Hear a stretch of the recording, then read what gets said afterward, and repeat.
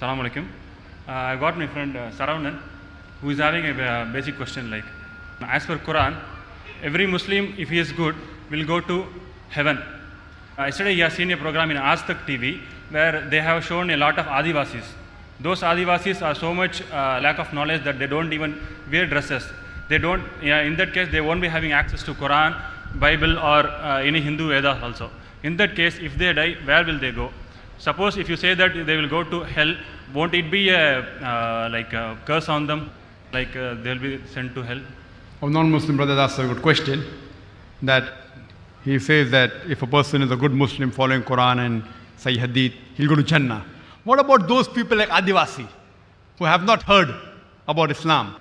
So, and if they are put in hell, so Allah is unjust, na'uz billah. And the question is a very logical question. But Allah says in the Quran, in Surah Nisa, chapter number 4, verse number 40, Allah subhanahu wa ta'ala is never unjust in the least degree. He's never unjust. But the question is a logical question. Point number one. Today in the age of science and technology, what your question would have carried weight maybe 50 years back, 100 years back, today in the age of science and technology, hardly you can say there's any human being who does not know about Islam, who has not heard about Islam. But even if I agree with your question, that hypothetically there's an island in which some human beings are living, which no one in the world has met them, they haven't been told about Islam. So if they die, where will they go? Andaman Nicobar, I have gone to Andaman Nicobar Island, I have given a speech also. So to say they haven't heard about Islam is wrong. I have given a speech in Port Blair. And even, so the age of science and technology. By satellite, the speeches are going there. They see my lectures in Andaman Nicobar.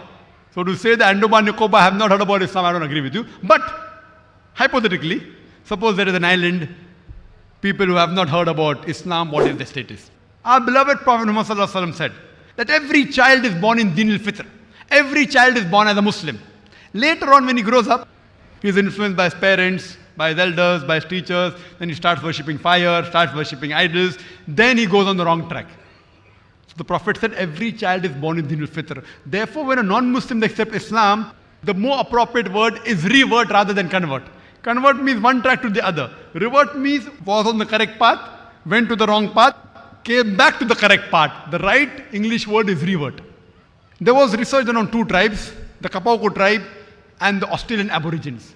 These two tribes did not come in contact with modern civilization till as late as 1950. When researchers went and tried to find out that what was their way of life, they found out it was nothing but Islam. They believed in one God. They believed God does not beget. They did the sujood for praying to that God. They did not believe in idol worship. So it was everything of Islam but in name. They didn't call themselves Muslims. But they believed in one God. They did not do shirk. So Allah says in the Quran, in Surah Fussilat, chapter number 41, verse number 53, Sanurihim ayatina fil afaqi wa fi anfusihim hatta yatabayyana annal haq. Allah says, soon we shall show them our signs in the furthest regions of the horizons and into their soul until it is clear to them that this is the truth. Annal haq. So Allah says, irrespective whether Muslims do dawah or not, whether we do dawah or not, Allah says in Surah Fussilat chapter 41 verse 53 that He Himself, to every individual human being, He will give the message directly into their hearts. He will show them the signs in the furthest regions of the horizons. Sanurihim ayatina fil afaqi wa fi anfusihim hatta yatabayyana annahu haq. That we shall show them the signs in the furthest in the horizon until it is clear to them that this is the truth. So Allah has taken upon Himself that He will give this message of Allah subhanahu wa ta'ala directly to every individual.